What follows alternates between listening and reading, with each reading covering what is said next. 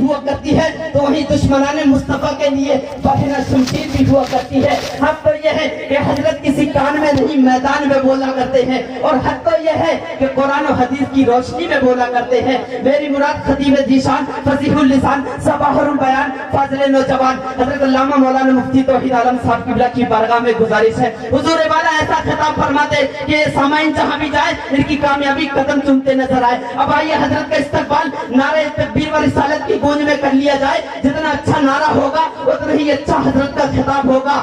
نعرہ تکبیر!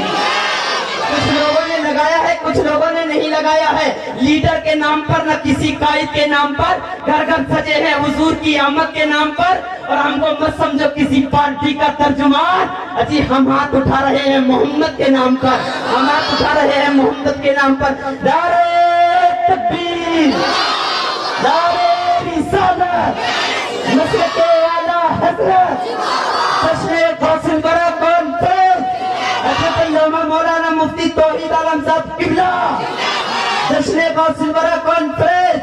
تقریب جملوں کے ساتھ کہ جان آ رہے ہیں، جانے بہار آ رہے ہیں، جان آ رہے ہیں، جانے بہار آ رہے ہیں، لیے دل کا چین و قرار آ رہے ہیں، اور وقت کی نزاکت ہے المختصر، وقت کی نزاکت ہے المختصر، اجی خطابت کے سپر اسٹار آ رہے ہیں۔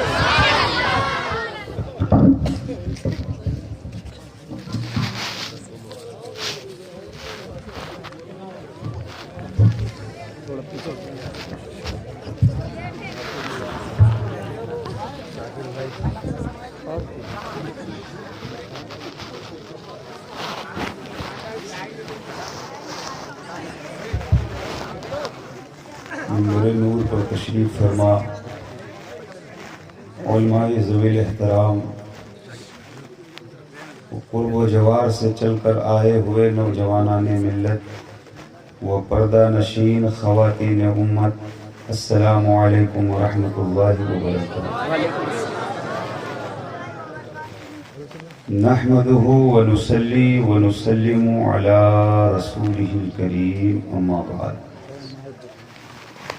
فقد قال الله تبارك وتعالى في القرآن المجيد والفرقان الحميد، فأعوذ بالله من الشيطان الرجيم، بسم الله الرحمن الرحيم، يا أيها الذين آمنوا قوا أنفسكم وأهليكم نارا وقودها الناس والحجارة، آمنت بالله صدق الله مولانا العظيم، وبلغنا رسوله النبي الأمي الكريم، ونحن على ذلك لمن الشاهدين والشاكرين والذاكرين والحمد لله رب العالمين۔ آئیے سب سے پہلے ہم اور آپ سبھی حضرات مل کر نبی رحمت، شفیع امت، مالک جنت، سراپا رحمت، مکی سرکار، مدنی تاجدار، دونوں عالم کے مالک و مختار، سید ابرار و اخیار، رسول اکرم، نور مجسم، رحمت عالم، تاجدار عرب و عجم، احمد مجتبیٰ محمد مصطفیٰ صلی اللہ تعالی علیہ وسلم کی مقدس بابرکت پرعظمت بارگاہ کرم میں اپنی غلامی کا ثبوت دیتے ہوئے والہانہ، خادمانہ، عاشقانہ، غلامانہ، ایماندارانہ انداز میں درود پاک کی ڈالی محبت کی تھالی میں سجا کر پیش کریں اور پڑھیں، اللہم صلی علی سیدنا شفیعنا حبیبنا مولانا محمد بارک وسلم، صلاۃ و سلاما علیک یا رسول اللہ صلی اللہ تعالی علیہ وبارک وسلم۔ دل کی اتھا گہرائیوں سے مبارکباد پیش کرتا ہوں اس جلسے کے جملہ اراکین کو، ساتھ ہی ساتھ حضرت مولانا زاہد حسین صاحب کو اور ان کے جملہ رفقا کو اور آپ سب حضرات کو۔ اللہ تعالیٰ کی بارگاہ میں دعا ہے پروردگار عالم ہماری اور آپ سب کی حاضریوں کو اپنی بارگاہ میں قبول فرمائے۔ وقت زیادہ ہو چکا ہے اور میں بہت طویل خطاب کرنے کا عادی نہیں۔ مداح خیر الانام فیضان، ذیشان، زبیر، تینوں حضرات سے فردن فردن الگ الگ آپ نے ان سے کلام سماعت فرمایا، پھر اخیر میں اکٹھا اجتماعی شکل میں آپ نے بڑے پیارے انداز میں غوث پاک رضی اللہ تعالیٰ عنہ کی منقبت آپ نے سماعت کیا۔ الحمدللہ مجمع بیدار ہے اور امید ہے کہ اگر آپ جاگتے رہے تو بہت کچھ قیمتی باتیں آپ سنیں گے اور اس پر عمل کریں گے تو پھر آپ کو کامیابی ملے گی۔ شرط یہ ہے کہ آپ توجہ سے سماعت فرمائیں، کیونکہ میں لطیفہ سنانے کا عادی نہیں، میں ہنسانے کے لیے کبھی تقریر نہیں کرتا، کیونکہ جلسے ہنسانے کے لیے نہیں ہوتے ہیں بلکہ جلسے رونے کے لیے ہوتے ہیں۔ جلسوں میں آنے کا مقصد صرف اور صرف اتنا ہوتا ہے کہ جو بے نمازی ہیں وہ توبہ کر کے نمازی بن جائیں، جو جھوٹ بولتے ہیں وہ جلسے کی برکت سے توبہ کر لیں اور جھوٹ بولنا بند کر دیں۔ جلسہ کا مقصد یہی ہوتا ہے اور اس کے علاوہ ہمارے حساب سے کوئی اور مقصد نہیں ہوتا ہے اور ہونا بھی نہیں چاہیے۔ قرآن پاک کا پارہ نمبر 28 سورۃ التحریم کی آیت نمبر 6 کے چند الفاظ برکت حاصل کرنے کے لیے میں نے تلاوت کرنے کا شرف حاصل کیا ہے۔ ہمارا تمہارا پروردگار ارشاد فرماتا ہے، یا ایھا الذین آمنوا قوا انفسکم واہلیکم نارا وقودھا الناس والحجارہ، اے ایمان والو جہنم سے بچو اور اپنے گھر والوں کو بچاؤ، جہنم کے ایندھن انسان اور پتھر ہیں۔ یہ جہنم کیا ہے؟ تھوڑا سا آپ توجہ فرمائیں اور سنیں۔ جہنم یہ آگ کا بہت بڑا گھر ہے جس کو اللہ نے کافروں کے لیے، مشرکوں کے لیے، مجرموں کے لیے، منافقوں کے لیے، گنہگاروں کے لیے عذاب دینے کے لیے تیار کر رکھا ہے۔ حدیث پاک کا ہم نے مطالعہ کیا تو پتہ چلا نبی کریم صلی اللہ علیہ وسلم نے ارشاد فرمایا کہ اللہ تعالیٰ نے جہنم کی آگ کو بھڑکانے کا حکم فرشتوں کو دیا۔ جہنم کی آگ جلتی رہی، بھڑکتی رہی، 1000 سال گزر گیا، جہنم کی آگ جلتے جلتے بالکل سرخ ہو گئی۔ اللہ نے حکم دیا جہنم کی آگ کو اور بھڑکایا جائے۔ 1000 سال تک جہنم کی آگ بھڑکتی رہی، یہاں تک کہ آگ بالکل سفید ہو گئی۔ پھر اللہ نے حکم دیا فرشتوں کو جہنم کی آگ کو اور بھڑکاؤ۔ 1000 سال تک جہنم جلتا رہا، بھڑکتا رہا، یہاں تک کہ جہنم کی آگ بالکل سیاہ کالی ہو گئی، اور اب جہنم کی آگ بالکل سیاہ ہے، بالکل کالی ہے۔ جبریل امین جو فرشتوں کے سردار ہیں، انہوں نے قسم کھا کر کہا، یا رسول اللہ صلی اللہ علیہ وسلم، جہنم کو سوئی کے نوک کے برابر اگر کھول دیا جائے تو اس کی گرمی سے پوری دنیا کے لوگ مر جائیں۔ سوئی کے نوک کے برابر جہنم کو اگر کھول دیا جائے، یہ کوئی دنیا دار نے نہیں بتایا، فرشتوں کے سردار نے بتایا، اور قسم کھا کے بتایا اور رسول پاک سے بتایا کہ اگر سوئی کے نوک کے برابر جہنم کو کھول دیا جائے تو اس کی گرمی سے، اس کی تمازت سے، اس کی تپش سے تمام دنیا کے لوگ ہلاک ہو جائیں۔ اور جبریل نے قسم کھا کر یہ بھی بتایا کہ یا رسول اللہ، اگر جہنم کا ایک دروگا دنیا میں آ جائے تو اس کے ڈر سے، اس کے خوف سے پوری دنیا ہلاک ہو جائے۔ جبریل نے یہ بھی قسم کھا کے بتایا کہ یا رسول اللہ اگر جہنم کی زنجیروں میں سے زنجیر کی ایک کڑی دنیا کے کسی پہاڑ پر رکھ دیا جائے تو پہاڑ خوف سے کانپتے ہوئے زمین میں دھس جائے گا. اور جہنم میں اتنے بڑے بڑے بچھو ہیں, اتنے بڑے بڑے سانپ ہیں کہ حدیث پاک میں ہے کہ اونٹ کے برابر جیسا اونٹ ہوتا ہے اتنے بڑے بڑے جہنم کے اندر سانپ ہیں.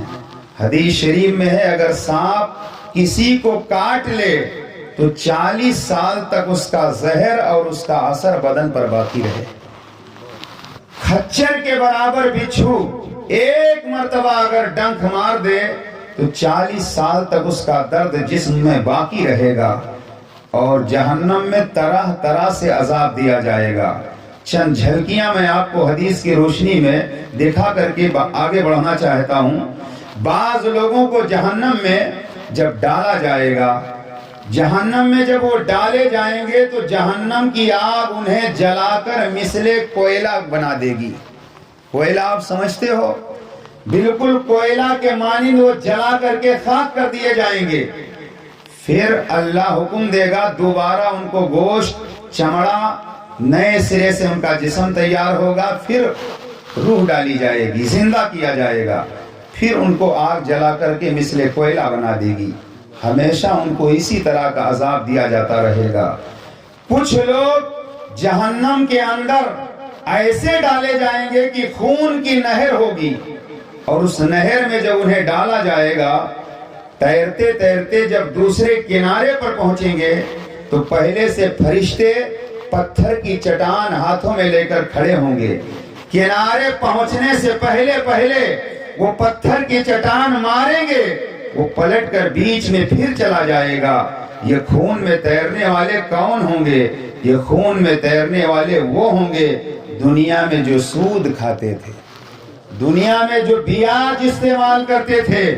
اور سود کے بارے میں, بیاج کے بارے میں حدیث شریف میں ہے کہ اگر 1 درہم جان بوجھ کر کے سود کا کسی نے کھا لیا تو گویا اس نے 36 مرتبہ کسی سے زنا کیا.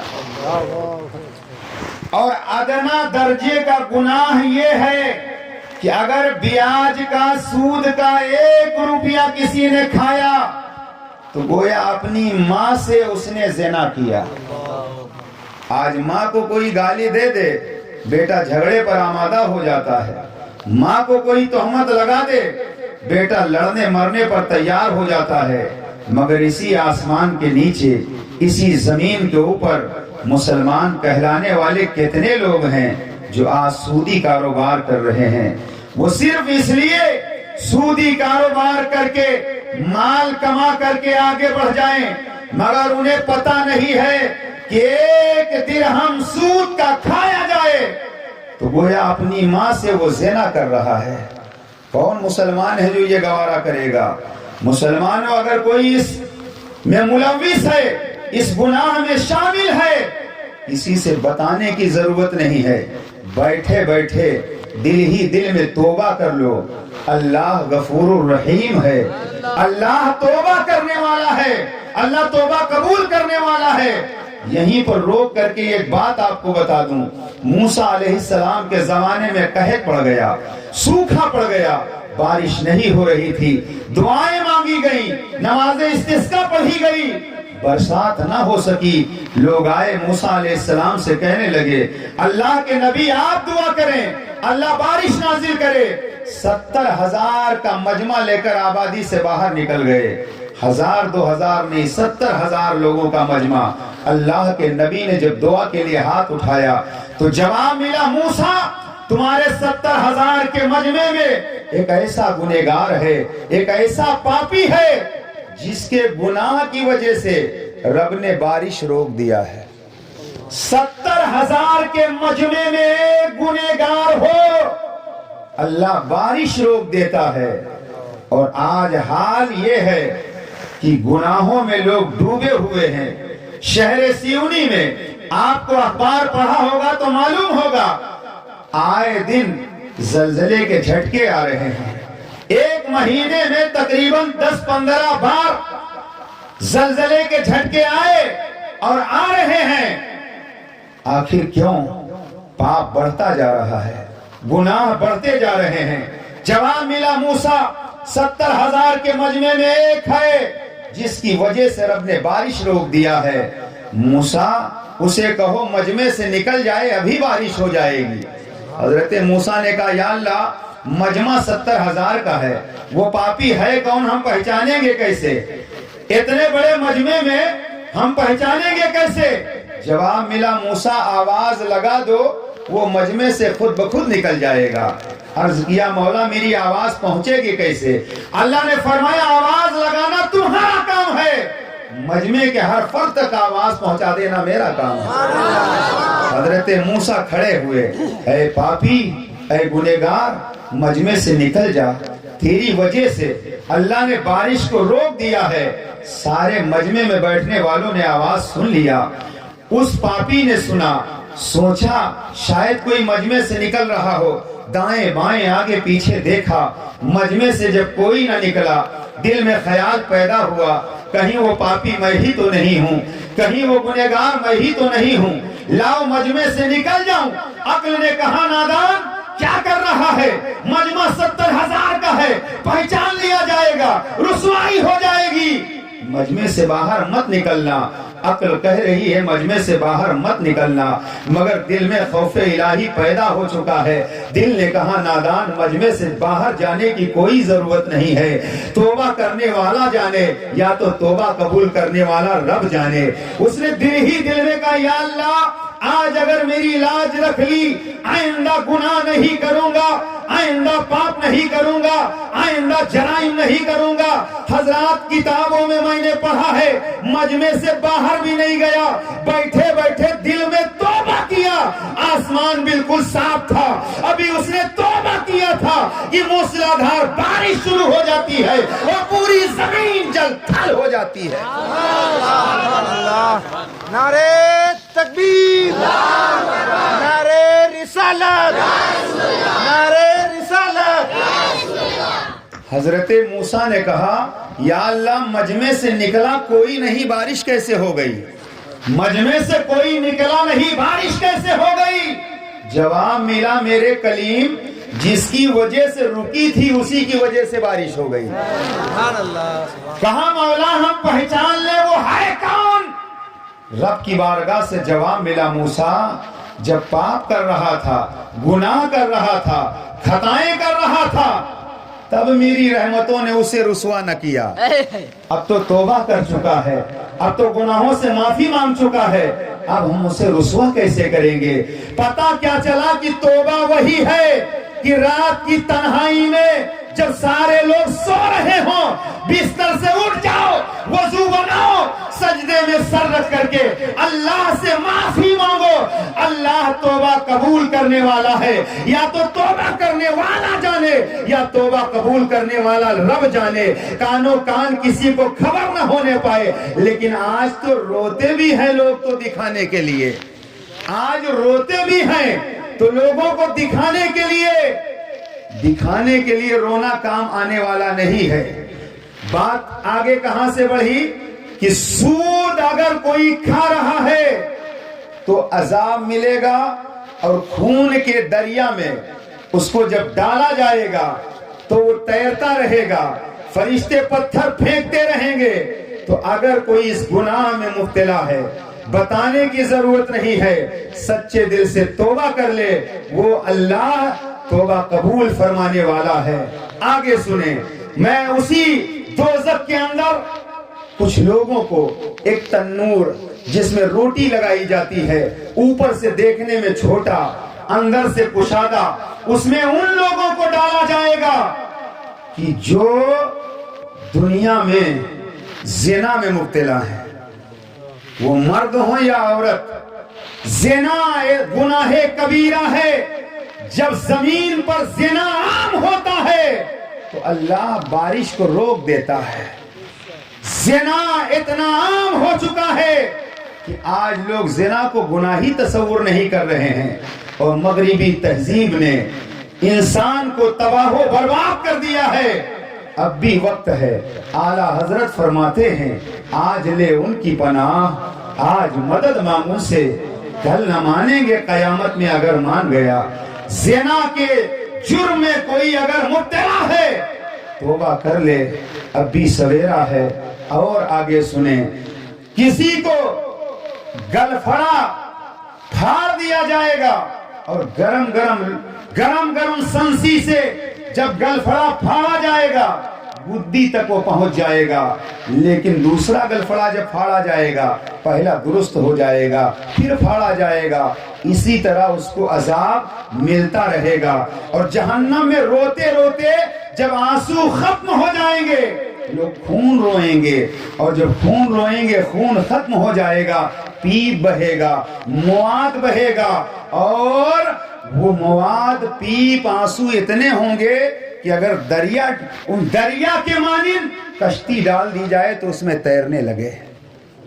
اور جب پیاسے ہوں گے دوزخی جانتے ہو پانی طلب کریں گے تو اتنا گرم پانی دیا جائے گا کہ برتن منہ کے قریب جب لائیں گے تو کھال پگھل کر کے اس میں گر جائے گی, اور جب پیئیں گے تو آنتوں کو کاٹ کر کے پاخانے کے راستے سے وہ پانی نکل جائے گا.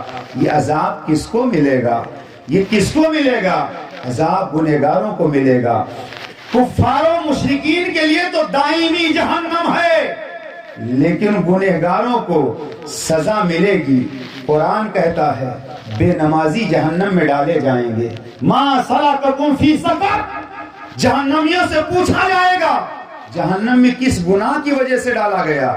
تو قرآن کہتا ہے, کسی مولوی کا فرمان نہیں ہے, قالوا لم نکن من المصلین, وہ کہیں گے ہم نماز نہیں پڑھتے تھے. نماز نہ پڑھنے والے جہنم میں ڈالے جائیں گے, گناہ کرنے والے جہنم میں ڈالے جائیں گے, لیکن ایمان اگر رائی کے دانے کے برابر ہے گنہگار جہنم میں ڈالے جائیں گے, لیکن سزا کاٹنے کے بعد جہنم سے نکالے جائیں گے. اور اگر ایمان پر خاتمہ نہیں ہوا, بے ایمان بن کر کے کوئی مرا. ابھی ہمارے یہاں سیونی میں کچھ دن پہلے کچھ نوجوان پکنک منانے گئے تھے, اور نوجوان بہت پکنک مناتے ہیں, مسجد نہیں آئیں گے, محفلوں میں نہیں آئیں گے. وہ گئے اور ان کا تعلق بدعقیدگی سے تھا, وہ مر گئے تو علماء سے لوگ سنتے رہے کہ اگر کوئی تالاب میں ڈوب کر مر جائے تو شہادت کا درجہ پاتا ہے. سنو, اگر دیوار گر جائے, مکان گر جائے, کوئی دب کے مر جائے شہادت کا درجہ پائے گا. اگر کوئی دریا میں تالاب میں ڈوب کر مر جائے شہادت کا درجہ پائے گا. اگر کوئی پیٹ کی بیماری میں مر جائے شہادت کا درجہ پائے گا. اگر باوضو وضو کی حالت میں کوئی مر جائے شہادت کا درجہ پائے گا. علم حاصل کرتے کرتے کوئی مر جائے شہادت کا درجہ پائے گا. یہ تمام حکمن شہادت کا درجہ ملے گا, حکمی اعتبار سے شہادت کا درجہ ملے گا, مگر سب سے افضل شہید وہ ہے جو راہ مولا میں اللہ کی رضا کے لیے تلوار چلاتے چلاتے اپنی جان کا نذرانہ پیش کر دے, وہ سب سے اول درجے کا شہید. مگر سنو, شہادت کا درجہ اور یہ نماز, یہ روزہ, یہ اعمال, اس کا ثواب اور یہ عمل اسی وقت کام آئیں گے جب ایمان ہوگا. میں نے ایک جملہ کہا تھا, ارے تم تالاب میں ڈوبنے والے کو جنت کی طرف کھینچ کر پہنچانا چاہتے ہو, ارے تالاب میں نہیں, سمندر میں نہیں, بے ایمان کعبے کی چھت پر مر جائے وہ جنت میں نہیں جہنم میں جائے گا. اور ایمان والا دنیا کے کسی حصے میں مر جائے, نبی سے محبت ہے تو اس کا لاشا کھسکتے کھسکتے مدینہ پہنچ جائے.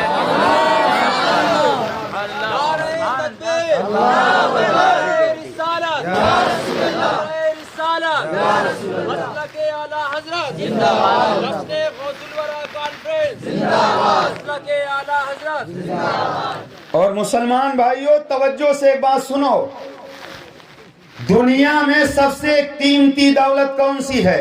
مکان نہیں, دکان نہیں, سونا نہیں, چاندی نہیں, مگر کیسے مسلمان ہیں؟ سونا بچانے کی فکر ہے، چاندی بچانے کی فکر ہے، مکان بچانے کی فکر ہے، دکان بچانے کی فکر ہے، ہیرے جواہرات بچانے کی فکر ہے۔ سونا زیادہ ہو جائے تو بینک میں لا کر میں سونا رکھا جاتا، چاندی رکھی جاتی، مگر سونا چاندی ہیرے جواہرات یہ ساری دولتیں ہیں، مگر سب سے قیمتی دولت کا نام ہے ایمان۔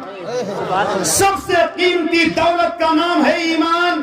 سونا کام آئے گا جب تک آنکھ کھلی رہے گی، چاندی کام آئے گی جب تک آنکھ کھلی رہے گی، ہیرے جواہرات کام آئیں گے جب تک آنکھ کھلے رہے گی، لیکن جب جسم سے روح پرواز کر گئی، سونا الماری میں دھرا رہے گا، چاندی الماری میں دھری رہے گی، کپڑے الماری میں رکھے رہیں گے، یہ ساری دولتیں نعمتیں آنکھ کھلی رہے گی تب تک کام آنے والی ہیں، مگر ایمان وہ دولت ہے کہ قبر میں ایمان کام آئے گا، حشر میں ایمان کام آئے گا، پل سرات پر ایمان کام آئے گا، میزان عدل کے قریب ایمان کام آئے گا، کیونکہ ایمان نام ہے مصطفیٰ کی محبت کا، ایمان نام ہے نبی کے پیار کا، ایمان نبی سے عشق کا نام ایمان ہے، اور یہی وہ محبت مصطفیٰ ہے۔ جب صدیق اکبر کے سینے میں بس گئی تو صداقت کے تاجدار بن گئے، جب عمر کے دل میں بس گئی تو عدالت کے بادشاہ بن گئے، جب عثمان کے سینے میں بس گئی تو ذوالنورین بن گئے، جب علی کے دل میں بس گئی تو شجاعت کے بادشاہ بن گئے، جب بلال کے دل میں بس گئی تو دنیا کے امام بن گئے۔ ارے یہی وہ محبت مصطفیٰ ہے۔ جب کربلا کے میدان میں حسین کے سینے میں بس گئی ہے تو 6 مہینے کے عسکر کو قربان کر دیا ہے، قاسم کی جوانی کو لٹا دیا ہے، عباس کے بازوؤں کو کٹوا دیا ہے، خود اپنی پیاری جان کو قربان کر دیا ہے، اور دنیا والوں کو بتا دیا، اے دنیا والوں یاد رکھنا، دولت جائے تو جانے دینا، چاہو حشمت جائے تو جانے دینا، شان و شوکت جائے تو جانے دینا، یہاں تک کہ تمہاری جان جائے تو جانے دینا، مگر میرے نانا کا دیا ہوا ایمان نہ جانے دینا۔ نعرے تکبیر، نعرے رسالت، مسلک اعلی حضرت، قاضی شہر سنی، قاضی شہر سنی، نعرے تکبیر، نعرے رسالت۔ کیوں کہا تھا؟ اس لیے کہ ایمان اصل ہے، اگر ایمان سلامت تو نماز سلامت، ایمان سلامت روزہ کامیاب، ایمان سلامت تو حج کامیاب، ایمان سلامت تو زکوٰۃ کامیاب، اور ایمان سلامت نہیں تو نماز بیکار، روزہ بیکار، حج بیکار، زکوٰۃ بیکار۔ ایمان ہے جس کا نام وہ حب رسول ہے، ایمان ہے جس کا نام وہ حب رسول ہے۔ اگر یہ نہیں تو ساری عبادت فضول ہے، اگر یہ نہیں تو ساری عبادت فضول ہے، اگر یہ نہیں تو ساری عبادت فضول۔ یا ایھا الذین آمنوا، توجہ ہے نا، سنیے، اللہ فرماتا ہے ایمان والو جہنم سے بچو، اپنے گھر والوں کو بچاؤ، اہل و عیال کو بچاؤ۔ جہنم کے ایندھن انسان اور پتھر ہیں۔ جہنم میں کون جائے گا؟ پتھر بھی جائے گا اور انسان جائے گا۔ ایندھن ہے انسان اور پتھر۔ جب یہ آیت نازل ہوئی تو حضرت عمر فاروق اعظم رضی اللہ تعالیٰ عنہ سرکار کی بارگاہ میں آئے، کہنے لگے یا رسول اللہ صلی اللہ علیہ وسلم، ہم اپنے کو بچا سکتے ہیں، گھر والوں کو کیسے بچائیں؟ سنو، یہ قیمتی باتیں ہر مولوی نہیں بتائے گا، اس کو دھیان سے سنو اور اس پہ عمل کرنے کی کوشش کرو، کیونکہ عمل سے زندگی بنتی ہے، جنت بھی جہنم بھی۔ یہ خاکی اپنی فطرت میں نہ نوری ہے نہ ناری ہے۔ عمر نے کہا کہ آقا خود کو بچایا جا سکتا ہے، گھر والوں کو کیسے بچائیں؟ تو میرے آقا نے فرمایا عمر خود بھی بچا جا سکتا ہے، گھر والے بھی بچ سکتے ہیں۔ یا رسول اللہ کیسے؟ میرے آقا نے فرمایا اللہ نے جن چیزوں کو کرنے کا حکم دیا ہے اس پر خود عمل کرو، گھر والوں کو عمل کراؤ، اور جن چیزوں سے منع کیا ہے اس سے خود رکو، گھر والوں کو روکو۔ اللہ نے نماز کا حکم دیا ہے، نماز پڑھو، گھر والوں کو نماز کی تلقین کرو۔ اللہ نے زکوٰۃ دینے کا حکم دیا، زکوٰۃ صاحب نصاب ہے، مالک نصاب ہے، تو وہ زکوٰۃ دے، گھر والوں کو تلقین کرے۔ جو جو کرنے کا حکم اللہ نے دیا وہ خود کرو اور گھر والوں کو کرنے کا حکم دو۔ اور میرے آقا صلی اللہ علیہ وسلم نے ارشاد فرمایا کہ والدین کا حق ہے اولاد پر، والدین کا حق ہے اولاد پر، اور اولاد کے حقوق ہیں والدین پر۔ آقا نے فرمایا والدین پر اولاد کے حقوق یہ ہیں کہ جب بچہ پیدا ہو